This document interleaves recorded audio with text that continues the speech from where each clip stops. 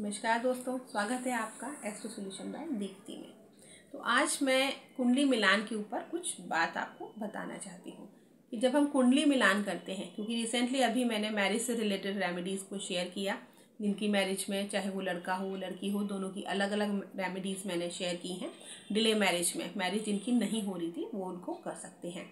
लेकिन मैरिज करने के लिए जब हम कुंडली मिलाते हैं तो उसमें कुछ ऐसी बहुत ज़रूरी चीज़ें होती हैं जिनको हम इग्नोर कर देते हैं और फिर आगे जाके हमें उसमें प्रॉब्लम होती है। जब हम कुंडली मिलाते हैं तो हमारे 32 गुण भी मिलते हैं, 30 भी मिलते हैं, 28 मिलते हैं, 26 मिलते हैं। ये सभी गुण अगर मिलते हैं तो बहुत अच्छी कुंडली मानी जाती है। लेकिन आज के टाइम में ऐसा देखा गया है, जिनके पूरे गुण मिलते हैं, 30, 28, 32 गुण भी मिलते हैं, उन कुंडलीज में भी सेपरेशन हो जाता है। तो अगर गुण इतने अच्छे मिलते हैं तो ये नौबत नहीं आनी चाहिए, लेकिन ऐसा नहीं हो रहा है। तो इसी चीज़ को देखते हुए मैं आपको ये थोड़ी सी नॉलेज देना चाहती हूँ कि जो भी पेरेंट अपने बच्चों की कुंडली, लड़की की हो या लड़के की हो, जब आप कुंडली मिलान कराते हैं किसी अच्छे ज्योतिष से, तो कुछ चीज़ें जो प्रायोरिटी पे आपको चेक करानी चाहिए वो मैं आपको बताना चाहती हूँ। सबसे पहले आपको चेक कराना चाहिए बिहेवियर। लड़के या लड़की की जो भी कुंडली आपके पास आती है, आप पहले किसी भी अच्छे एस्ट्रोलॉजर से जब उसको मिलवाएं तो उसमें ये देखें कि उस बच्चे का बिहेवियर कैसा है। क्या वो बहुत एग्रेसिव नेचर का है, क्या उसको बहुत डिप्रेशन का शिकार रहता है, या वो बहुत ही न्यूट्रल या बहुत ही ज़्यादा कहते हैं कि मतलब उसको किसी से मतलब नहीं है, कोल्ड नेचर का कोई पर्सन है, या बहुत लविंग और केयरिंग है। अगर हमारे पास ये 4 ऑप्शन हैं तो डेफिनेटली हम अपने बच्चे के लिए लविंग और केयरिंग हस्बैंड या लविंग और केयरिंग वाइफ ही देखेंगे।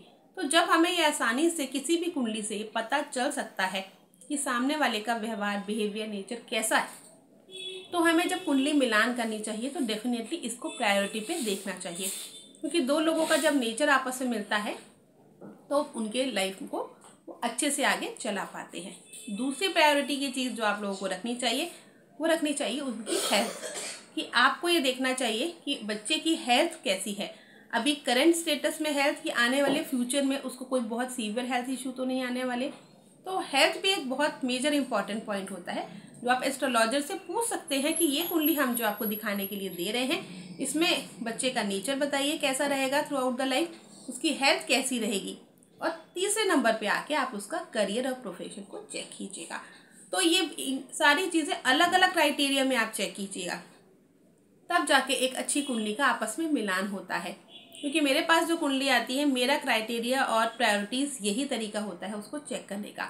क्योंकि कुंडली से ही पता चल जाता है इस कुंडली में सेपरेशन का योग है या नहीं, तो आगे जाके हमारे बच्चे को परेशानी ना हो ये भी हम देखते हैं।